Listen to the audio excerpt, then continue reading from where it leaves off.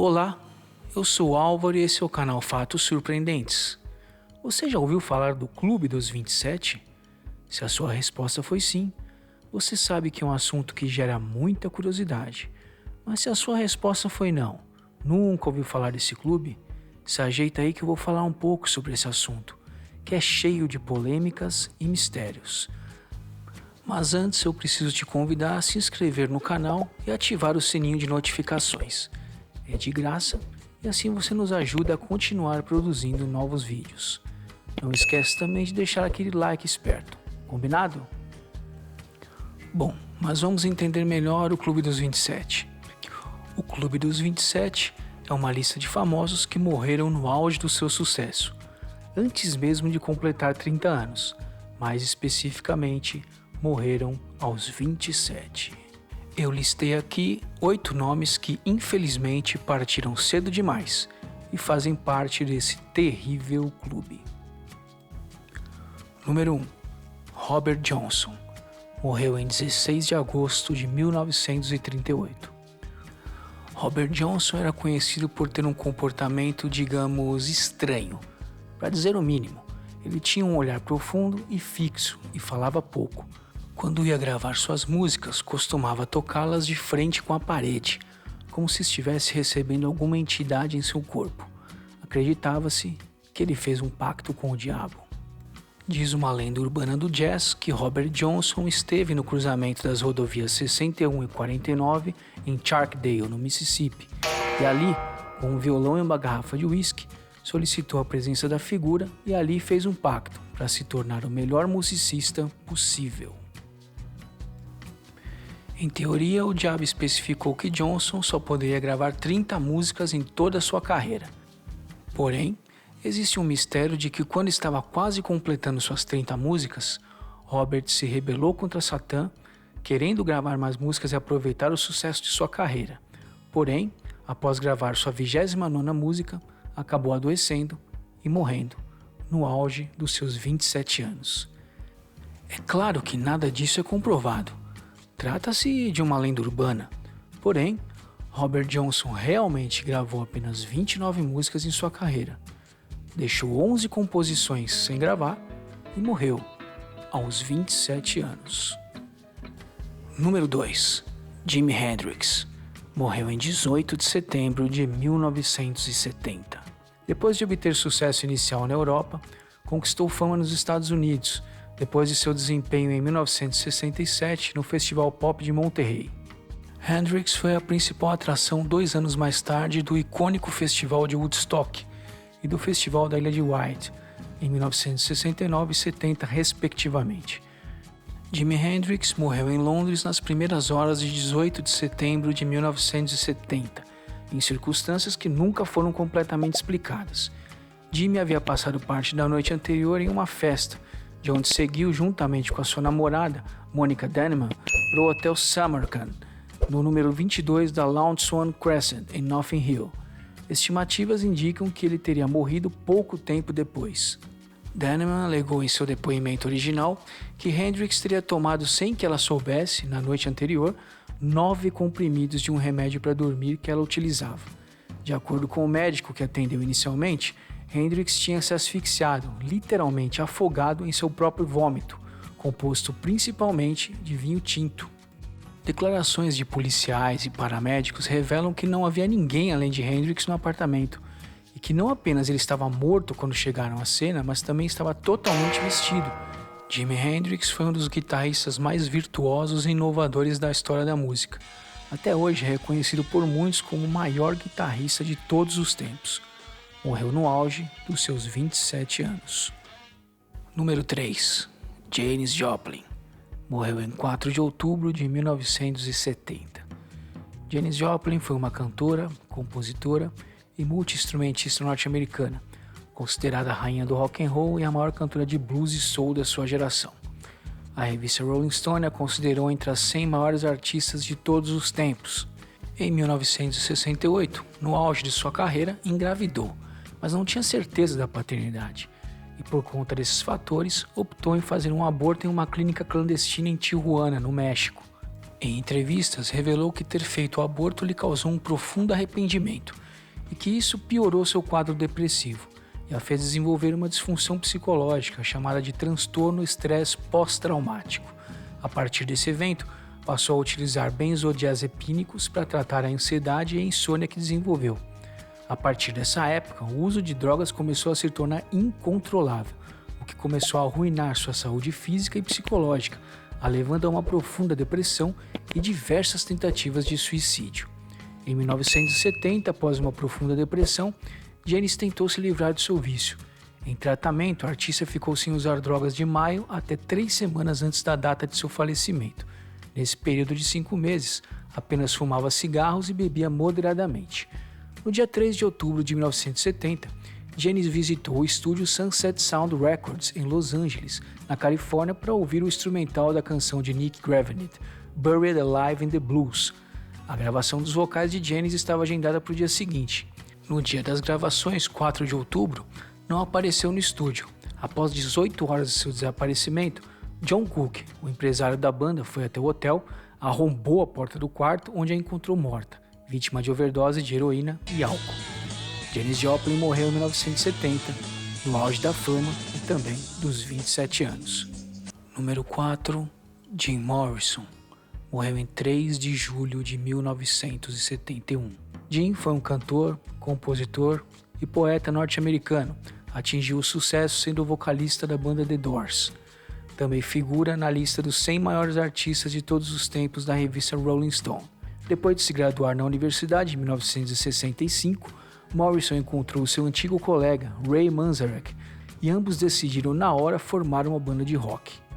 O nome da banda, The Doors, foi inspirado no livro The Doors of Perception, de Aldous Huxley.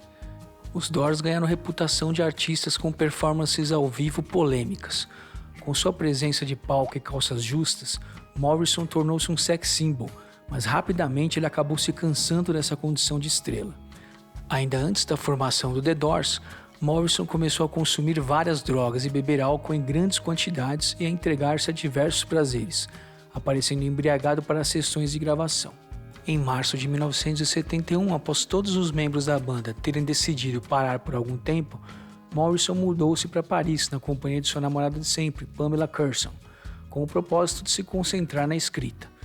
Em 3 de julho de 1971, Jim Morrison morreu na banheira de seu apartamento em Paris. As causas da morte são um grande mistério. No relatório oficial consta que Jim morreu de ataque cardíaco, porém não foi realizada autópsia e muito se especula que a causa da morte foi overdose. Jim Morrison morreu aos 27 anos de idade. Sua namorada, Pamela Curson, morreu 3 anos depois, também aos 27. Número 5, Gram Parsons. Morreu em 19 de setembro de 1973. Gram Parsons foi um cantor, compositor e guitarrista americano que trabalhou como vocalista em bandas como The Byrds e The Flying Burrito Brothers. É considerado um dos precursores do country rock. Em 1968 lançou um LP chamado Safe at Home, uma coleção de conhecidas canções country acrescidas de 4 composições do próprio Parsons. Com o fim da banda, no mesmo ano de 1968, Gram Parsons foi contratado para tocar piano na banda The Byrds. Parsons ajudou o baterista Chris Hillman e o guitarrista Roger McGuinn a moldar o som de Sweetheart of the Rodeo, um álbum country desprezado pelos fãs quando foi lançado em 1968, mas hoje considerado um clássico. As únicas músicas originais do disco foram escritas por Parsons, 100 Years From Now e a inúmeras vezes gravada High Wind, essa em parceria com Bob Buchanan. Deixou o The Byrds poucos meses depois, por não concordar em se apresentar na África do Sul, naquele tempo ainda dividida pelo apartheid. Na Inglaterra, ficou amigo de nada mais nada menos que Mick Jagger e Keith Richards. Chegou-se a especular que Parsons seria o coautor de canções clássicas como White Horses e Honky Tonk Woman. Em setembro de 73, após sair de férias depois de uma sessão de gravação de um disco solo, Parsons foi encontrado morto em um quarto de motel em Joshua Tree, na Califórnia. A causa da morte foi overdose de morfina e tequila. Gram Parsons foi mais um talentoso músico que nos deixou cedo demais, também aos 27 anos. Número 6, Brian Jones. Morreu em 3 de julho de 1969. Brian Jones foi um músico inglês, fundador dos Rolling Stones. Brian não tinha a mesma facilidade de Keith e Jagger para compor músicas. Ele era um grande instrumentista, sendo junto a George Harrison um dos primeiros roqueiros a introduzir a cítara em suas músicas. Tocava a gaita tão bem quanto guitarra, assim como vários outros instrumentos, sendo responsável por várias contribuições marcantes em músicas dos Stones. Durante seu período no grupo, ele manteve uma inventividade que gerou Rolling Stones Rock and Roll Circus, entre outros. Apesar da fama e a fortuna originada pelo sucesso da banda, Brian acabou por ceder ao uso desregrado de drogas, e o seu comportamento estava atrapalhando o andamento dos shows e gravações da banda. Os Stones decidiram pelo afastamento de Brian do grupo em 8 de junho de 69. Na madrugada de 2 de julho de 69, 3 semanas após ter sido afastado da banda por seus ex-companheiros, Brian Jones foi encontrado morto na piscina de sua casa. O motivo da morte sempre foi tratado como um mistério. Na época, o relatório dos legistas afirmou que a causa da morte foi um acidente. Brian teria se afogado devido ao uso abusivo de drogas. Existe uma teoria de que um mestre de obras que trabalhava na mansão de Brian teria confessado em 1993, no leito de sua morte, que teria assassinado Brian, porém essa teoria nunca foi confirmada. Em 2009, o ex-empresário dos Rolling Stones e de Brian Jones, Tom Kaylock, confessou que testemunhou o suposto assassinato. Meses depois dessa confissão, Kaylock faleceu. Brian Jones, como tantos outros, entrou para o Clube dos 27 em 3 de julho de 69. Morreu no auge da sua carreira, aos 27 anos de idade. Número 7, Amy Winehouse. Morreu em 23 de julho de 2011. Amy Winehouse foi uma cantora, compositora e multi-instrumentista britânica, que ficou conhecida por seu poderoso timbre vocal e por possuir um estilo eclético que misturava diversos gêneros musicais. Em 2002, após uma audição realizada nos escritórios da Universal, em frente a um painel de altos executivos, Amy assinou um contrato com uma das subsidiárias da Universal, a Island Records. Entre 2003 e 2004, Amy Winehouse realizou diversas apresentações em casas de espetáculos e programas de televisão, como o Later, apresentado por Jools Holland, e a Arena Wembley, em função de divulgar o seu primeiro álbum, chamado Frank. Frank foi incluído no livro de referência musical 1001 Álbuns que Você Precisa Ouvir Antes de Morrer, em 2005, e recebeu uma indicação ao Mercury Prize Awards, de álbum do ano. Ao mesmo tempo em que alcançava a fama, Amy lidava com problemas na sua vida pessoal, fazendo com que ela mergulhasse de cabeça em seu crescente e cada vez mais evidente consumo de substâncias psicoativas e bebidas alcoólicas, juntamente com seus transtornos alimentares, inclusive uma bulimia nervosa. Em meio a essa turbulência pessoal, Amy Winehouse começou a trabalhar em seu segundo álbum de estúdio, Back in Black. O disco foi um sucesso no Reino Unido e levou a cantora a conquistar diversos prêmios. Porém, o reconhecimento e o sucesso começaram a mostrar os futuros sinais da ruína pessoal da cantora. Além de estar extremamente magra devido à bulimia, participou embriagada de alguns programas e começou a ter problemas em algumas apresentações. Nem mesmo o sucesso dos anos seguintes fez com que Amy diminuísse ou parasse de vez com seus vícios. No dia 23 de julho de 2011, Amy Winehouse foi encontrada morta em sua cama. Uma investigação foi aberta a fim de determinar a causa da sua morte. Apenas em 26 de outubro do mesmo ano, os relatórios finais puderam indicar que a causa da morte foi acidental e decorreu de um consumo abusivo de álcool após um período de abstinência. Mais um talento incrível que nos deixou cedo demais. Amy Winehouse é mais uma artista que morreu no auge dos seus 27. Número 8, Kurt Cobain, morreu em 8 de abril de 1994. Kurt Cobain é um famoso cantor, compositor e músico norte-americano, famoso por ter sido o líder da banda Nirvana. A fama chegou em 91, com o lançamento do álbum Nevermind. Durante a maior parte de sua vida, Kurt sofreu de bronquite crônica e de intensa dor física devido a uma não diagnosticada condição estomacal. Durante um período, Kurt consumiu doses notáveis de LSD. Kurt também era inclinado ao alcoolismo e ao abuso de solventes. No início dos anos 90, Kurt se viciou em heroína. Ele usava a droga sob o artifício de que ela amenizava suas dores estomacais. Porém, amigos próximos alegam que isso era só uma desculpa para poder usar a droga. Pouco a pouco, o vício em heroína piorou. Sua primeira tentativa de reabilitação aconteceu no começo de 92, pouco depois de ele saber que Courtney Love, sua esposa, estava grávida. Após uma parada da turnê em março de 94, Cobain foi diagnosticado com bronquite e laringite. Ele viajou para Roma no dia seguinte para tratamento médico e encontrou-se com sua esposa. Na manhã seguinte, quando Courtney Love acorda, percebe que Kurt Cobain teve uma overdose de uma combinação de champanhe e flunitrazepam. Cobain foi imediatamente levado para o hospital e passou o resto do dia inconsciente. Após 5 dias no hospital, Cobain foi liberado e voltou para Seattle. Courtney Love, depois de muito custo, conseguiu convencer Kurt a se internar em uma clínica de reabilitação em Los Angeles.